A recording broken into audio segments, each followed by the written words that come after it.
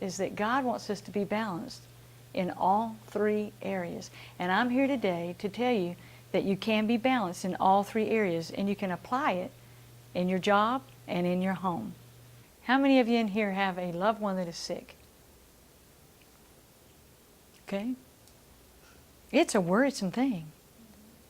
So we're talking about home, children, and bills. We're talking about somebody's at home sick. And don't you carry that with you when you come in sometimes. You try not to, but it comes with us. So 10% of the time we're worried about where we're going to go to the bathroom or if we're going to get to go to the bathroom. That's right. I don't think about that till I get home. Like, oh, I haven't gone all day. See, that's my point. Yeah, and by the time we're 90, our bladders are this big and we have to have that bladder surgery thing, the tack-up, whatever you call it. So anyways, so we're worrying about if we're going to eat, if we're going to go to the bathroom. These are normal bodily functions that we deny ourselves, especially RNs and LPNs and supervisors and managers. We've got too much to worry about. I worry about that in my own counseling office. I have my own office. I'm the boss, and I don't even go to the bathroom on time. I mean, come on. Something's wrong with that. So I'm here to tell you that we need to plan, and that's what I do. In between clients, I make sure I go to the bathroom, always. I know that sounds trivial, but every 2 hours I go to the bathroom because I sit and I drink 2 glasses of water every 2 hours. And that's something that RNs, LPNs, CNAs, managers, we forget to drink water, don't we? When we get home, we're dehydrated, we're exhausted, and now who can tell me what the symptoms of dehydration is? Headache? Fatigue. Huh? Fatigue. Fatigue. Confusion. And so we're back to that. So then we go home and we're in a state of confusion because we haven't ate or drank. So we need to plan.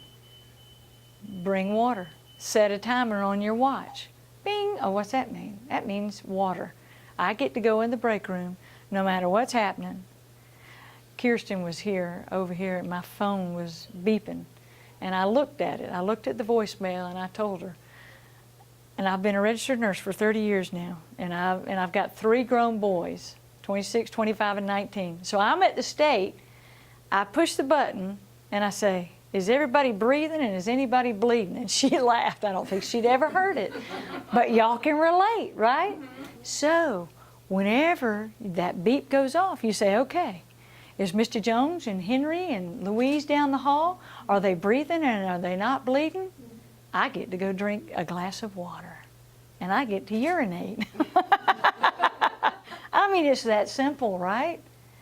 So build. Now, when we come out, we say, okay, I'd like to build relationship with each other, with the staff. That goes a long way because you trust each other. You have faith in each other.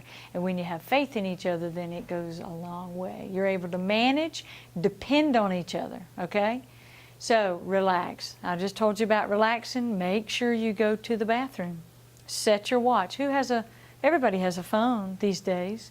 And so you're able to set that timer. When do I get to drink? When do I get to relax? And visit. Visiting our patients. Are we having an opportunity to, y'all do a lot of that, don't you? Isn't that the best part of it? Mm-hmm. And you know how I know that? You know how I got into counseling?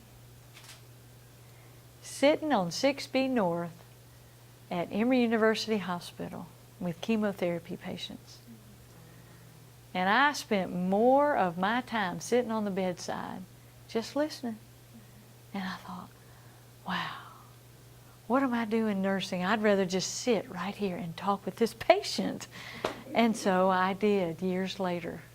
And there's nothing that can replace that time with sitting with your people.